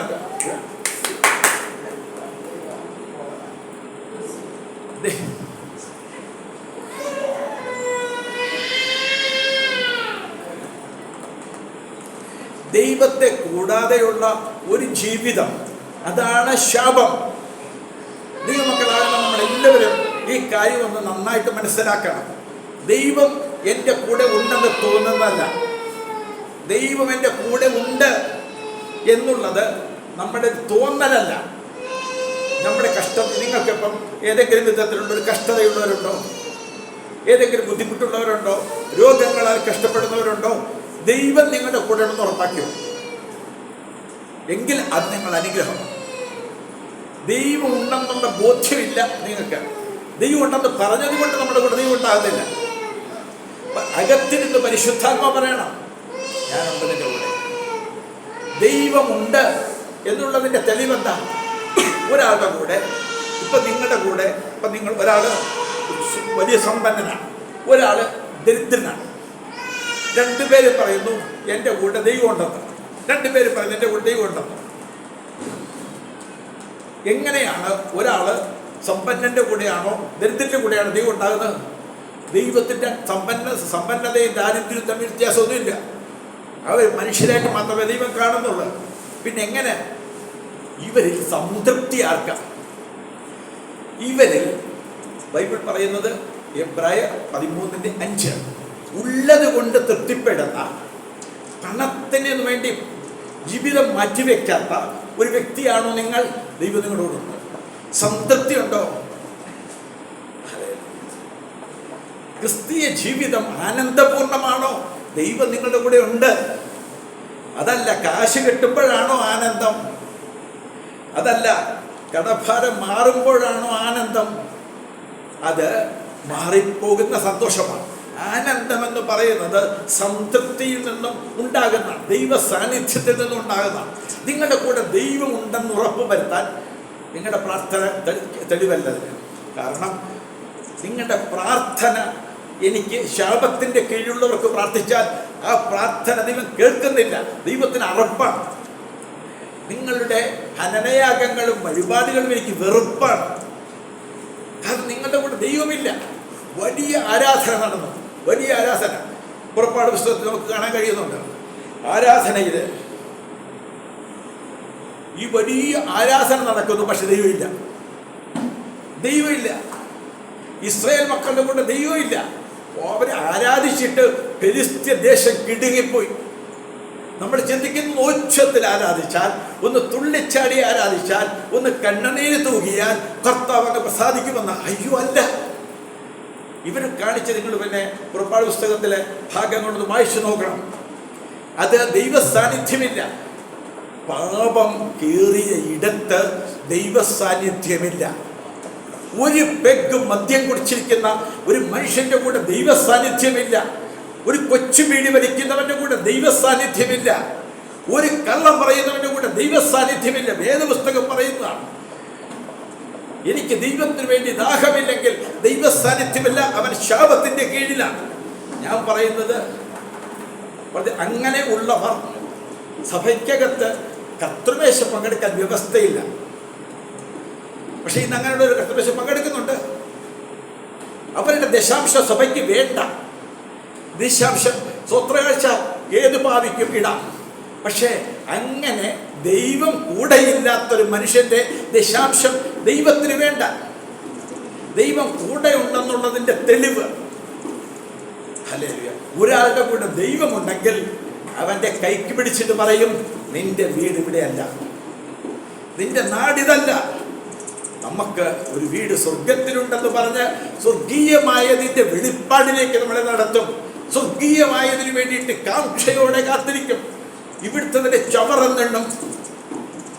ഇവിടെ നമുക്ക് ലോകം തരുന്നത് വേദനകളാണ്, ദുഃഖങ്ങളാണ്, ഭാരങ്ങളാണ്. ദൈവം അനുവദിക്കും ചിലപ്പോൾ. ഇത് നമ്മൾ എപ്പോഴും മനസ്സിലാക്കണം. ദൈവരാജ്യ നിമിത്തം നിങ്ങളെ പഴിക്കും, നിങ്ങളെ പകയ്ക്കും, നിങ്ങളെ ഉപദ്രവിക്കും, നിങ്ങളെ വിടക്കെന്നെണ്ണം. നിങ്ങൾ ഭാഗ്യവാന്മാരാണ്. അങ്ങനെ ഒന്നുമില്ലാതെ ദൈവം ഉണ്ടെന്നുള്ള തെളിവാണത്. ദൈവം എൻ്റെ കൂടെ ഉണ്ട്. കർത്താവിൻ്റെ നാമം വാഴ്ത്തപ്പെടട്ടെ. അപ്പോൾ ഒരു ഭാഗത്ത് മാറിയത് നമ്മളുടെ ഉള്ളിൻ്റെ ഉള്ളിൽ ദൈവസ്നേഹം കൊണ്ട് നമ്മളെ നിറയ്ക്കണം. ദൈവ സാന്നിധ്യമാണ് നമുക്ക് വലുത്. ദൈവത്തിൻ്റെ സാന്നിധ്യം വിട്ടിട്ട് നഷ്ടപ്പെടുന്ന ഒരു പ്രവൃത്തിയിലേക്ക് ഞാൻ പോകരുത്. നമ്മൾ വേദപുസ്തകത്തിൽ വായിക്കുന്നുണ്ട്, കൊരിന്ത്യർക്കെഴുതിയ 1-ാം ലേഖനത്തിൽ വായിക്കുന്നുണ്ട്, കർത്താവിനെ സ്നേഹിക്കാത്തവൻ എവനും ശപിക്കപ്പെട്ടവൻ. ആരെ ഈ കർത്താവിനെ സ്നേഹിക്കുന്നവൻ? യോഹന്നാൻ 14:23 പറയുന്നത്, എന്നെ സ്നേഹിക്കുന്നവൻ എൻ്റെ വചനം പ്രമാണിക്കും. എൻ്റെ വചനം പ്രമാണിക്കും. എന്നെ സ്നേഹിക്കാത്തവൻ എൻ്റെ വചനം പ്രമാണിക്കത്തില്ല. എന്താണ് ദൈവത്തിൻ്റെ വചനം? ദൈവത്തിൻ്റെ വചനം എന്താ പറയുന്നത്? ദൈവത്തിൻ്റെ വചനം പറയുന്ന ഈ ബൈബിൾ മുഴുവനും കൂടെ തികച്ചിട്ട് പറയുകയാണ്, നിന്റെ ദൈവത്തെ നീ എല്ലാറ്റിലും അധികമായി സ്നേഹിക്കണം. നിന്റെ കൂട്ടുകാരനെ നിന്നെ പോലെ തന്നെ സ്നേഹിക്കണം. ഇതാണ് ദൈവത്തിൻ്റെ കൽപ്പന. ഈ കൽപ്പനയ്ക്കകത്ത് എനിക്ക് ആ ദൈവസ്നേഹം വരുന്നില്ലെങ്കിൽ, ദൈവത്തെ എല്ലാറ്റിലും അധികം സ്നേഹിക്കാൻ കഴിയുന്നില്ലെങ്കിൽ, ഇപ്പം ഞാൻ നിങ്ങളോട് പറയട്ടെ, നിങ്ങൾ നിങ്ങളുടെ അമ്മയെയാണോ അപ്പനെയാണോ കൂടുതൽ സ്നേഹിക്കുന്നത്? അത് ദൈവത്തെയാണ്. നിങ്ങൾക്ക് സ്വയം തീരുമാനിക്കാം. ദൈവത്തെയാണ് നിങ്ങൾ സ്നേഹിക്കുന്നതെങ്കിൽ നിങ്ങൾ അനുഗ്രഹിക്കപ്പെട്ടവർ. ഇപ്പം ഭാര്യ തെറ്റായ ഒരു വഴിക്ക് പോയി, ദൈവകാര്യങ്ങളിൽ വിശ്വസ്തതയില്ലാത്ത ഒരാളായെന്നാൽ അവളെ നേരായ പാതയിലേക്ക് നയിക്കേണ്ട ചുമതല അവളുടെ ഭർത്താവിൻ്റെതാണ്. നയിക്കുന്നില്ലെങ്കിൽ എന്താ സംഭവിക്കുന്നത്? നമ്മൾ അവളെ ദൈവത്തെക്കാൾ അധികം സ്നേഹിക്കുകയാണ്. ദൈവത്തെക്കാൾ അധികം ഭാര്യയെ സ്നേഹിക്കുന്നവനെ, ഭർത്താവിനെ സ്നേഹിക്കുന്നവനെ, അമ്മയെ സ്നേഹിക്കുന്നവനെ, മക്കളെ സ്നേഹിക്കുന്നവൻ ദൈവത്തെ സ്നേഹിക്കുന്നില്ല. അവൻ ശപിക്കപ്പെടും. ഹല്ലേലൂയ. ഈ ലോകത്തിൽ ദൈവത്തിന് വേണ്ടിയിട്ട് എസ്തേർ രാജ്ഞി ചെയ്തതുപോലെ ചെയ്യണം. അവളുടെ കുടുംബം, അവളുടെ രാജ്യത്വം, അവളുടെ രാജ്ഞി പദവികൾ എല്ലാം അവൾ മാറ്റിവെച്ചു. സുവിശേഷത്തിന് വേണ്ടിയിട്ട്, ദൈവരാജ്യത്തിന് വേണ്ടിയിട്ട് അവൾ പറയുന്നിങ്ങനെയാണ്, ഞാൻ മരിക്കുന്നെങ്കിൽ മരിക്കട്ടെ, എൻ്റെ പ്രാണനെ ഞാൻ വിലയേറിയെന്നില്ല. ഇതാണ് സുവിശേഷം. എന്നിട്ട് നിങ്ങൾ അനുഗ്രഹിക്കപ്പെട്ടില്ലെങ്കിൽ ഈ പുസ്തകത്തോട് ചോദിക്കണം, ദൈവത്തോട് ചോദിക്കണം, കർത്താവേ എൻ്റെ കൂടെ ദൈവമുണ്ടല്ലോ, എന്നിട്ട് എന്താ എനിക്ക് അനുഗ്രഹം കിട്ടാത്തത്? അനുഗ്രഹം എന്ന് പറയുന്നത് ദൈവം എൻ്റെ കൂടെ വരുന്നു എന്നുള്ളത് മാത്രമാണെന്ന് നിങ്ങൾ മറന്നു പോകരുത്. ഈ അനുഗ്രഹത്തിന് എതിരായിട്ടുള്ള ശാപം ദൈവം തരുന്നതല്ല. ഞാൻ തേടിച്ചെല്ലുന്ന, ഞാൻ ഓടിച്ചെന്ന ശാപം പിടിച്ചു വയ്ക്കുന്നു. ആത്മീയ കാര്യങ്ങളോടുള്ള നമ്മുടെ ചില ചിന്തകൾ നമ്മളെ ശാപത്തിൻ്റെ കീഴിലാക്കാം. ഒരു വാക്യം കൊടുത്ത് വായിച്ചിട്ട് മൂന്നാമത്തെ നമ്മൾ വായിച്ച 10, 11, 12 മൂന്നാം അധ്യായത്തിൻ്റെ ഗലാത്യ 13 വാക്യം. മരത്തിന്മേൽ തൂങ്ങുന്നതെല്ലാം ശപിക്കപ്പെട്ടവരെന്ന് എഴുതിയിരിക്കുന്ന പോലെ ക്രിസ്തു നമുക്ക് വേണ്ടി ശാപമായി തീർന്നു.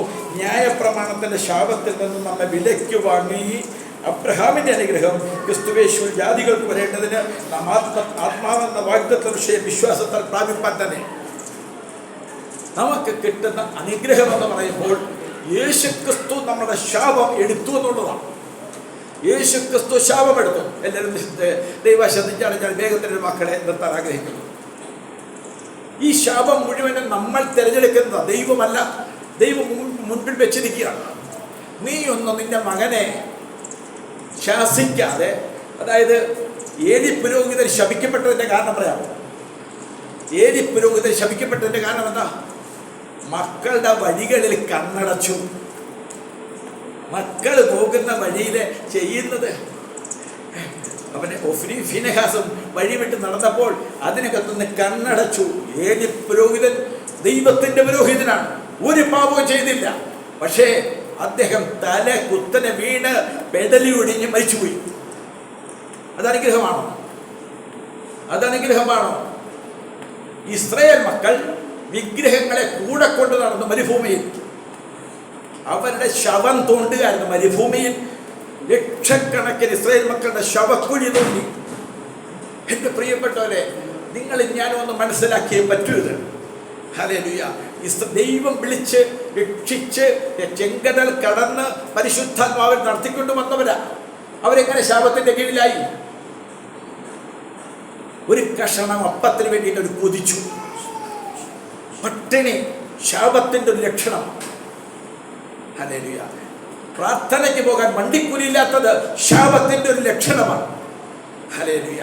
കൂട്ടായ്മയ്ക്ക് വരാനായിട്ട് എന്തെങ്കിലും വേദനയോ കഷ്ടതയോ വരുത്തുന്നത് അതൊരു ശാപത്തിന്റെ ലക്ഷണമാണ്. ഹല്ലേലൂയ. ആ ശാപത്തെ ഞാൻ മരത്തിന്മേൽ തൂങ്ങുന്നവരെല്ലാം ശപിക്കപ്പെട്ടെന്ന് എഴുതിക്കുന്ന പോലെ കർത്താവായ യേശു നമ്മുടെ ശാപമെടുത്തു. ഇനി എനിക്ക് ശാപം വേണ്ട എന്ന് ഞാൻ തീരുമാനിക്കണം. അപ്പോൾ എന്ത് ചെയ്യുന്നു? പാസ്റ്റർ വന്ന് തലയെ പിടിച്ച് കുലുക്കി എണ്ണ തേച്ച്, ഞാനിവിടെ എത്ര തലയെ പിടിച്ച് കുലുക്കിയാലും, എത്ര വലിയ ശാപം മുറിക്കുന്ന ആൾ വന്നെന്ന് പറഞ്ഞാലും, നിങ്ങളുടെ ശാപം മാറണമെങ്കിൽ കാൽവരിയിലെ ക്രൂശിലുള്ള യേശുവിനുള്ള വിശ്വാസമാണ് വേണ്ടത്. യേശുവിൻ്റെ കൂടെ നീ മരിക്കണം, യേശുവിൻ്റെ കൂടെ ക്രൂശിക്കപ്പെടണം. ഹല്ലേലൂയ. നാവ് അണ്ണാക്കോട് പറ്റണം, കണ്ണുകൾ തെളിവരണം. എങ്ങനെ? ഞാൻ ക്രൂശിക്കപ്പെട്ടിരിക്കുന്നു. യേശുവിൻ്റെ ക്രൂശിൽ ഒരാൾ പറയും, ഞാൻ യേശുവിനെ വിശ്വസിക്കുന്നു, ഞാൻ കർത്താവ്, യേശുവാണ് എൻ്റെ കർത്താവ്, ഞാൻ യേശുവിനെ എങ്ങും പോകുന്നില്ല. അല്ല, നീ യേശുവിൻ്റെ കൂടെ ജീവിക്കണം, യേശുവിൻ്റെ കൂടെ ക്രൂശിക്കപ്പെടണം, യേശുവിൻ്റെ കൂടെ മരിക്കണം, യേശുവിൻ്റെ കൂടെ അടക്കപ്പെടണം, യേശുവിൻ്റെ കൂടെ ഉയർത്തെഴുന്നേൽക്കണം, യേശുവിൻ്റെ കൂടെ സ്വർഗത്തിൽ ജീവിക്കണം. ശാപം ഇവിടുന്ന് പോകുന്നതിന് മാറിപ്പോകും.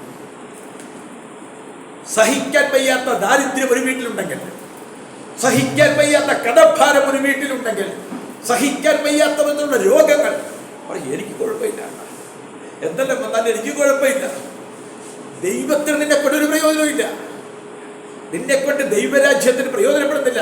സാത്താൻ തൻ്റെ രാജ്യമാണ് പണിയുന്നത്. സാത്താനും അവൻ്റെ രാജ്യം പണിയുന്നുണ്ട്. എങ്ങനെ പണിയുന്നു സാത്താൻ? അത് നമ്മളെ തന്നെയാണ്. ദൈവത്തിന് നമ്മളെ വേണമെങ്കിൽ സാത്താനും നമ്മളെ വേണം. ഹല്ലേലൂയ. സാത്താൻ തൻ്റെ രാജ്യം പണിയുന്നത് അവൻ വളരെ തന്ത്രപൂർവമാണ്, വളരെ തന്ത്രപൂർവമാണ്. എനിക്ക് ആരോടും ഒന്നുമില്ല, പക്ഷേ മനസ്സിൽ ഒരു കയ്പുണ്ട്, ഒരാളോടൊരു കയ്പുണ്ട്. ഞാൻ പറയട്ടെ, നീ ശാപത്തിൻ്റെ കീഴില. ഒരാളോട് ക്ഷമിച്ചു കൊടുത്തില്ല. എങ്ങനെ? സഹോദരന് നിന്നോട് വല്ലതും ഉണ്ടെന്ന് തോന്നിയാൽ നീ അവിടെ ചെന്ന് ക്ഷമ പറയണം. അതനുസരിച്ചില്ല. എങ്ങനെ? എനിക്കിപ്പം തിമോത്തിക്ക് എന്നോട് എന്തോ ബുദ്ധിമുട്ടുണ്ട്, ഞാൻ അവനോട് നന്മ മാത്രമേ ചെയ്തിട്ടുള്ളൂ. തിമോത്തിക്ക് എന്നോട് ബുദ്ധിമുട്ടുണ്ടെന്ന് പറഞ്ഞാൽ ഞാൻ എന്ത് ചെയ്യണം? അവൻ മിണ്ടില്ല, അവൻ ചിരിച്ചില്ല. മോനെ എന്താ പ്രശ്നം? എന്താ? അവനോട് ചെന്ന് നിരപ്പ് പ്രവയ്ക്കാത്തൊരു മനുഷ്യൻ ദൈവരാജ്യത്തിലല്ല, പിശാചിന്റെ രാജ്യത്തിലാണ്. ഹല്ലേലൂയ. കൈയടിച്ചു, സ്തോത്രം ചെയ്തു, ഹല്ലേലൂയ പറഞ്ഞു. ഒരാളോട് ഹൃദയപൂർവ്വം ക്ഷമിച്ചു കൊടുക്കാത്തൊരു മനുഷ്യൻ പിശാചിന്റെ രാജ്യത്തിന്റെ ഒരു ആയുധമാണ്. അവനെ നാളെ ശത്രു ശരിക്കും ഉപയോഗിക്കും. ഒരു രഹസ്യപാപം ജീവിതത്തിൽ സൂക്ഷിച്ചിരിക്കുന്ന ഒരു വ്യക്തി, രഹസ്യപാപം സൂക്ഷിച്ചിരിക്കുന്ന ഒരു വ്യക്തി, അവൻ പിശാചിന്റെ രാജ്യമാണ് പണിയുന്നത്. Praise the Lord. ആത്മീയ സഭായോഗങ്ങൾക്ക് ഒന്നാം സ്ഥാനം കൊടുക്കാതെ സഭായോഗങ്ങളെ ഉപേക്ഷയായി വിചാരിക്കുന്ന ഒരു വ്യക്തി, അവൻ പിശാചിന്റെ രാജ്യമാണ് പണിയുന്നത്. എന്ത് ഉപമ പറഞ്ഞാലും, എന്ത് ഒഴികഴിവ് പറഞ്ഞാലും പിശാചിന്റെ രാജ്യം എന്നിലൂടെ പണിയപ്പെടും, ദൈവരാജ്യവും എന്നിലൂടെ പണിയപ്പെടും. Praise the Lord. ഒരു ചെറിയ പാപമല്ലേ, കർത്താവ് ഏറ്റു പറഞ്ഞതല്ല. ആ പാപം നീയും യേശുവിൻ്റെ കൂടെ ക്രൂശിക്കപ്പെടണം. ഞാൻ മരിച്ചു, ഞാനല്ല, യേശുവാണ് ജീവിക്കുന്നത്. ഇപ്പൊ ഇവിടെ ഞാൻ നിങ്ങളുടെ എല്ലാവരുടെയും കണ്ണൊന്ന് എന്നെ നോക്കിയേ. നിങ്ങളുടെ കൂടെ യേശുവാണോ ജീവിക്കുന്നത്, അതോ നിങ്ങളാണോ ജീവിക്കുന്നത്?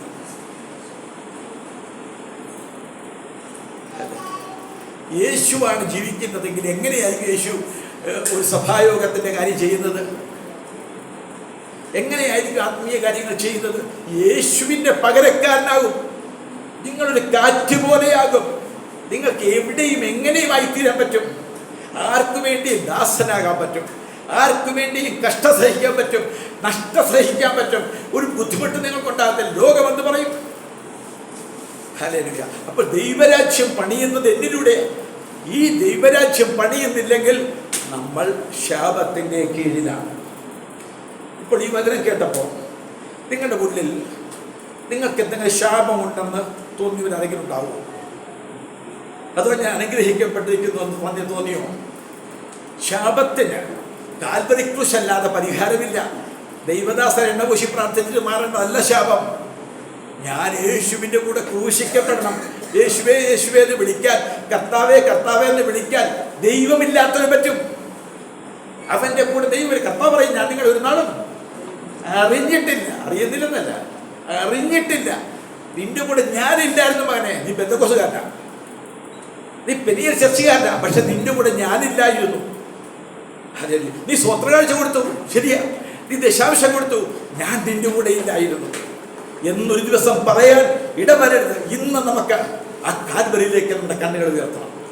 അവൻ്റെ കൂടെ എനിക്ക് മരിക്കാൻ, ക്രൂശിക്കപ്പെടാൻ തയ്യാറാകണം. എൻ്റെ ബുദ്ധിയുടെ സാധനമുണ്ട് സ്വയം. നമ്മുടെ സ്വയം എന്ന് പറയുന്നത്, ഞാനെന്ന് പറയുന്നത്, അറിവെന്ന് പറയുന്നത്, അത് ക്രൂശിക്കപ്പെട്ടിട്ടില്ല. പ്രശ്നമത. അതുകൊണ്ട് ശാപം മുഴുവനെ കയറി വരുന്നത്. ഇവിടെ ലോകത്തിൽ ആരോടെങ്കിലും നിങ്ങൾക്ക് തീർത്താൽ തീരാത്ത പകയുണ്ടോ? എന്തെങ്കിലും വിഷമം ഉള്ളിൽ കയറിയിട്ട് നിങ്ങൾക്ക് ആരോടെങ്കിലും ചിരിക്കാൻ പറ്റാത്ത അവസ്ഥയുണ്ടോ? ദൈവസഭയ്ക്കകത്ത് ആനന്ദിക്കാൻ കഴിയാത്ത അവസ്ഥയുണ്ടോ? നിങ്ങൾ ശാപത്തിൻ്റെ കീഴിലാണ് കുഞ്ഞുങ്ങളെ. നിങ്ങൾക്ക് രക്ഷ തരാൻ വന്ന യേശു പാപം മാത്രമല്ല, അവൻ ശാപവും നീക്കി. പക്ഷെ നിങ്ങൾ തിരഞ്ഞെടുക്കുന്നത് ശാപത്തെയാണെങ്കിലും നമുക്കിന്ന് വിട്ടുമാറും. തിരിച്ചറിവ് വേണം, ഒരു തിരിച്ചറിവ് വേണം. നമുക്ക് ആ കാൽവരിയിലേക്ക് നമ്മുടെ ആശ്രയം ഒന്ന് വെക്കാൻ ഇടയായി തീരണം. ഒരു വാക്യം കൂടെ വായിച്ചിട്ട് ഞാൻ എൻ്റെ വാക്കുകളെ നിർത്താം. ഗലാത്യർ 6-ാം അധ്യായം 7-8 വാക്യം.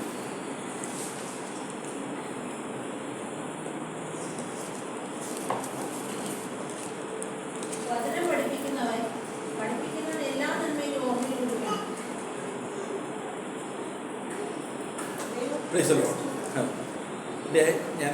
7ാമത്തെ വാക്യമാണ്. ദൈവത്തെ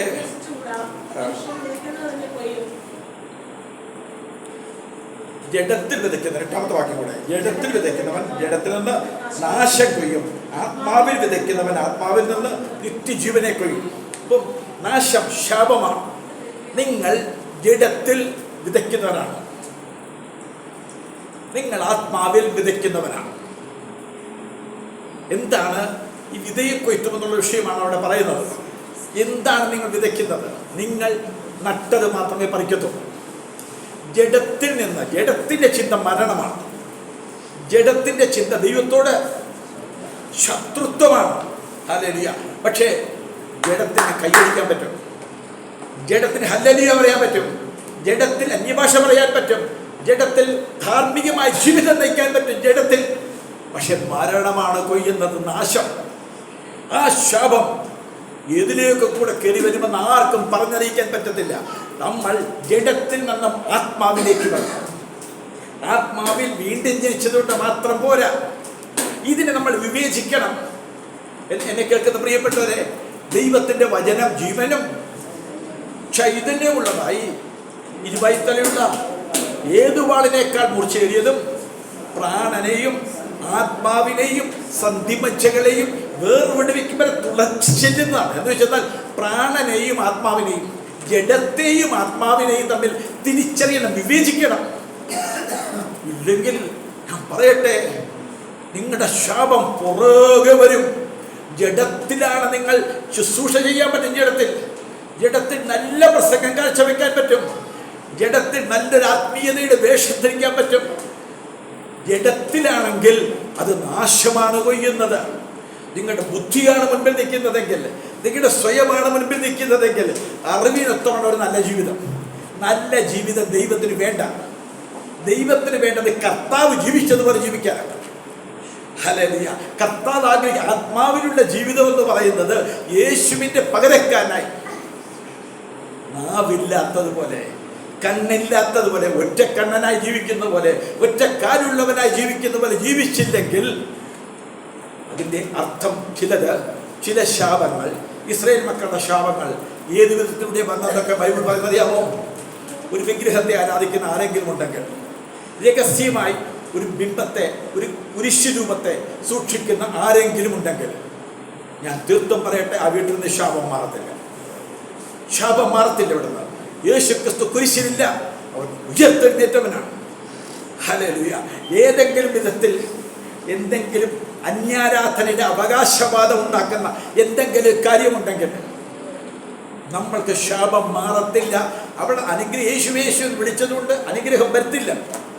അനുഗ്രഹം എന്നുള്ളത് ഏത് പുസ്തകം? ഒരു ചെറിയ പാപം, ഒരു ചെറിയ വിദ്വേഷമുണ്ട് ഒരാളോട്, ഒരു ചെറിയ ഒരു ഈർഷ്യ, ഒരു ചെറിയ പിണക്കം, ദൈവസഭയ്ക്കകത്ത് പേര് പറയരുത്, ചീത്തത്തരം, പൊട്ടച്ചൊല്ല്, ഈ വകയൊന്നും ദൈവ മക്കൾക്ക് ചേർന്നതല്ല. മദ്യപാനമെന്ന് പറഞ്ഞ് ഇന്നത്തെ ആത്മീയ സമൂഹത്തിൽ മദ്യത്തിനോട് നല്ലൊരു ആസക്തിയാണ്. കാരണം പറയാനായിട്ട് ആർക്കും അറിയത്തില്ല, ചിലപ്പോൾ അറിയത്തില്ല ചെയ്യുന്ന പ്രവൃത്തികൾ എല്ലാവരും ദിവസം പറയുമ്പോൾ, പക്ഷേ അവരുടെ തലമുറയ്ക്കാണ് അത് ബാധിക്കുന്നത്. ഞാൻ തീർത്തും പറയട്ടെ, ഈ ശാപത്തിൽ നിന്ന് വിടുവിക്കാൻ മറ്റൊരു മാർഗവുമില്ല. നിങ്ങളുടെ ഏത് വാക്കുകൊണ്ട്, ഒരു വാക്കുകൊണ്ട് നടക്കില്ല, ശാപം പുറകെ വരും. ശാപം പുറകെ വരും. ദൈവം നീതീകരിച്ചവനെ കുറ്റം വിധിക്കാൻ ആർക്കാണ് അവകാശം? ദൈവം നിങ്ങളെ നീതീകരിച്ചു, ഞാൻ വന്ന് കുറ്റം പറഞ്ഞാലോ? ഒരു ദൈവദാസനെന്നോണം നിങ്ങളെ ഉപദേശിക്കാനുള്ള അധികാരം എനിക്കുണ്ട്. അതല്ലാതെ നിങ്ങളെ കുറ്റപ്പെടുത്താനുള്ള അവകാശം എനിക്കില്ല.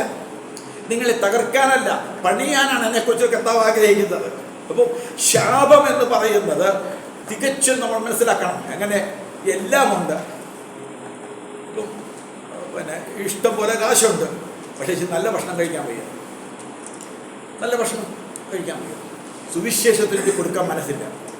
ഇഷ്ടം പോലെ കാശുണ്ട്, സുവിശേഷത്തിന് കൊടുക്കാൻ ഒട്ടും എനിക്ക് മനസ്സില്ല. 2 പരമദാരിദ്ര്യമാണ്. ഹല്ലേലൂയ. എങ്ങനെ പിന്നെ വേദപുസ്തകം പറയുന്നത്? സമ്പന്നരെന്ന് പറഞ്ഞാൽ എങ്ങനെ? ഒരുപാട് കാശ് ബാങ്കിലുള്ളവരാണോ? അല്ല. ഉള്ളതിനകത്തുനിന്ന് ഒരു ദാസരെ, ഒരു പാവപ്പെട്ടവനെ സഹായിക്കാൻ, ഒരു നേരത്തെ ഭക്ഷണം കൊടുക്കാൻ കഴിയുന്നവനാണ് സമ്പന്നൻ. ഹല്ലേലൂയ. അവനാണ് അനുഗ്രഹിക്കപ്പെട്ടവൻ. എനിക്ക് തികയുന്നില്ലേ? ദൈവമക്കളെ, ശാപമാണത്. എനിക്ക് ഉയർച്ച വരുന്നില്ലേ? ശാപമാണത്. നീ ഉയർച്ച തന്നെ പ്രാപിക്കുന്നു വേദപുസ്തകം പറയുന്നത്. ഹല്ലേലൂയ. വേദപുസ്തകം പറയും ദൈവരാജ്യത്തിന് വേണ്ടിയിട്ട് ഇവിടെ സഭയ്ക്കകത്ത് ഏറ്റവും പ്രധാനപ്പെട്ട വ്യക്തിയായിരിക്കും നിങ്ങൾ. ലോകത്തിൽ നിങ്ങൾ നിന്ദിക്കപ്പെടാം. ദൈവരാജ്യത്തിൽ നിങ്ങൾ ഏറ്റവും പ്രധാനപ്പെട്ട വ്യക്തിയായിരിക്കും. ദൈവരാജ്യത്തിൻ്റെ ഏത് പ്രവർത്തിക്കും നിങ്ങളെ കൊണ്ട് ദൈവത്തിന് വലിയ പ്രതിഫലമുണ്ട്, പ്രയോജനമുണ്ട്. അങ്ങനെ ഇല്ലേ? ദൈവരാജ്യത്തിനും ദൈവസഭയ്ക്കും നിങ്ങളെ കൊണ്ട് പ്രയോജനമില്ലേ? ഒന്ന് ഉറച്ചു നോക്കിക്കേ. പൊന്നെന്ന് പറഞ്ഞുകൊണ്ട് കൊണ്ടു നടക്കുന്നില്ലേ? ഒന്ന് ഉറച്ചു നോക്കിയ ചെമ്പ ശാപം. പിന്നെ ഒരു പൊത്തുവരുത്തത്തിൽ നമുക്ക് ആ ശാപം മാറും. നമ്മൾ ജഡത്തിലാണ് ജീവിക്കുന്നെങ്കിൽ മരണം കൊയ്യും, ശാപം കൊയ്യും, നാശം കൊയ്യും. നമ്മൾ ആത്മാവിലാണ് ജീവിക്കുന്നതെങ്കിൽ എങ്ങനെ തിരിച്ചറിയാൻ പറ്റുന്ന എങ്ങനെ? ആത്മാവിലാണ് ജീവിക്കുന്നതെങ്കിൽ ഞാൻ ഇല്ല, എനിക്ക് ആത്മാവിൽ ജീവിക്കാൻ പറ്റത്തില്ല. എൻ്റെ അകത്തുള്ള പുതിയ സൃഷ്ടിയാകുന്ന ഞാൻ എന്ത് ചെയ്യുന്നു? ഇപ്പോൾ എൻ്റെ ഇഷ്ടങ്ങൾക്കല്ല പ്രാധാന്യം, ദൈവ ഇഷ്ടങ്ങൾക്കാണ് പ്രാധാന്യം. മനുഷ്യൻ്റെ വാക്കുകൾക്കല്ല പ്രാധാന്യം, കർത്താവ് പറയുന്നതിനാണ് എനിക്ക് പ്രാധാന്യം. അത് മാത്രം എനിക്ക് മതി. അതിനുവേണ്ടി കഷ്ടതയോ പട്ടിണിയോ സങ്കടമോ ഉപദ്രവമോ ആപത്തോ നഗ്നതയോ എന്തും ഞാൻ സന്തോഷത്തോടെ സഹിക്കും. ക്രിസ്തുവിൻ്റെ സ്നേഹമാണ് എൻ്റെ വിഷയം, ഉയരത്തിലുള്ളത് പ്രതിഫലമാണ് എൻ്റെ വിഷയം. എങ്കിൽ നിങ്ങൾ ആത്മാവിലാണ്. നിങ്ങൾ ഉയരത്തിൽ സ്വർഗത്തിലെ പ്രതിഫലങ്ങൾക്ക് വേണ്ടി ജീവിക്കുന്നുണ്ടോ? നിങ്ങൾ ആത്മാവിലാണ്. ഇവിടുത്തതാണോ നിങ്ങളുടെ വിഷയം? നിങ്ങളുടെ സന്തോഷം ഇവിടുത്തതാണോ? നിങ്ങളുടെ സങ്കടം ഇവിടുത്തതാണോ? നിങ്ങൾ ശാപത്തിൻ്റെ കീഴിലാണ്. നിങ്ങളുടെ ഉയരത്തിലുള്ള ചിന്തയും ദൈവസ്നേഹത്തിനു വേണ്ടി നഷ്ടം സഹിക്കാനുള്ള മനസ്സ് നിങ്ങൾക്കുണ്ടെങ്കിൽ നിങ്ങൾ അനുഗ്രഹത്തിലാണ്. ഹല്ലേലൂയ. ആർക്കും നിങ്ങളെ എന്തും പറയാം, എങ്ങനെ ഉപദ്രവിക്കാം. നിങ്ങൾ അനുഗ്രഹിക്കപ്പെട്ടവരാണ്. നിങ്ങളെ അവരുടെ മുമ്പിൽ തകർക്കത്തില്ല ദൈവം. കർത്താവ് നമ്മളെ ധാരാളമായി സഹായിക്കട്ടെ. ഇപ്പം ഞാൻ പറഞ്ഞു വന്നത്, ഗിരിപ്രഭാഷണത്തിൽ കർത്താവ് പറയുകയാണ്, ഭാഗ്യവാന്മാരുടെ പട്ടിക പറയുകയാണ്. ശാപത്തിൻ്റെ വല്ല പട്ടികയും പറഞ്ഞു. ഈ ഭാഗ്യവർണ്ണനത്തിന് എതിരെ ഞാൻ ജീവിച്ചാൽ മതി. ഒരു കാര്യമെന്ന് പറഞ്ഞാൽ മതി. എങ്ങനെ? എനിക്ക് ആത്മാവിൽ സമ്പന്നനാണ്, ഞാൻ നന്നായി പ്രാർത്ഥിക്കുന്നതാണ്, എനിക്ക് ഒന്നിനും മുട്ടില്ല, എനിക്ക് ആരുടെയും പ്രാർത്ഥനയൊന്നും ഉപദേശമൊന്നും ആവശ്യമില്ല എന്ന് പറയുന്നെങ്കിൽ നിങ്ങളും ഞാനും ശാപത്തിന് കീഴാണെന്ന് മറന്നു പോകുന്നത്. തലവെക്കാൻ വയ്യാത്ത വിധത്തിൽ കടഭാരങ്ങളാൽ ഭാരപ്പെട്ടിട്ട് ദൈവരാജ്യത്തെ നിങ്ങളെ കൊണ്ട് പ്രയോജനമില്ലെങ്കിൽ നിങ്ങൾ ശാപത്തിൻ്റെ കീഴിലാണ്. ദൈവവേലയ്ക്ക് വേണ്ടി ചുവടുകൊടുക്കാൻ, ആത്മീയ കാര്യങ്ങൾക്ക് വേണ്ടി പ്രയോജനപ്പെടുത്താൻ കഴിയാത്തവണ്ണം നിങ്ങൾ രോഗദുഃഖങ്ങൾ കൂടെ കടന്നു പോകുന്നെങ്കിൽ അതൊരു ശാപം. വേണ്ടുന്ന വണ്ണം ദൈവത്തെ സ്തുതിക്കാനോ മഹത്വപ്പെടുത്താനോ കഴിയാത്ത ഒരു ബലഹീനത നിങ്ങൾക്കുണ്ടെങ്കിൽ അത് ശാപത്തിൻ്റെ കീഴിലാണ്. ശാപം നീങ്ങി കർത്താവ് നമുക്ക് അനുഗ്രഹമാണ്. അനുഗ്രഹം തരാൻ കാൽവരി പുത്രനെ ശാപത്തിൻ്റെ കീഴിലേക്ക് അയച്ചു. ആ പുത്രനോട് കൂടെ ഞാനും മരിച്ചു അടക്കപ്പെട്ടു. ഉയർത്തെഴുന്നേറ്റ് വരുമ്പോൾ എൻ്റെ ശാപം നീങ്ങി യേശുവിൻ്റെ അനുഗ്രഹം അബ്രഹാമിൻ്റെ അനുഗ്രഹം ക്രിസ്തു യേശു ജാതികൾക്ക് ലഭിക്കുന്നു. സ്വർഗത്തിൽ സകല അനുഗ്രഹങ്ങളും എഫേസ്യർ 1:3-4 വാക്യങ്ങൾ എന്താണ് പറയുകയാണ്. സ്വർഗത്തിലെ സകല ആത്മീക അനുഗ്രഹങ്ങളാലും ക്രിസ്തുവിൽ നമ്മളെ അനുഗ്രഹിച്ചിരിക്കുന്ന പിതാവായ ദൈവം. ക്രിസ്തുവിൽ ഒരാൾ ക്രിസ്തുവിലാകാത്ത മനുഷ്യൻ ശപിക്കപ്പെട്ടവനാണ്. ഹല്ലേലൂയ. ക്രിസ്തുവിനെ എന്നിലൂടെ കാണാൻ കഴിയണം, ക്രിസ്തുവിനെ എന്നിലൂടെ കേൾക്കാൻ കഴിയണം. അല്ലാത്ത എന്താണെങ്കിലും ഉയർച്ചയോ താഴ്ചയോ ആകട്ടെ, ഞാൻ പറയുന്നത് ഭൗതികതയല്ല, ആത്മീയതയാണ്. ദൈവം നമ്മളെ സഹായിക്കട്ടെ. ഇപ്പോൾ നമുക്ക് ഇന്ന് വായിച്ചത് ഭാഗ്യവാന്മാരുടെ ഗണത്തിലേക്ക് നമുക്ക് കടന്നു വരാം. കർത്താവ് വചനങ്ങളാൽ നമ്മളെ ധാരാളമായി സഹായിക്കും.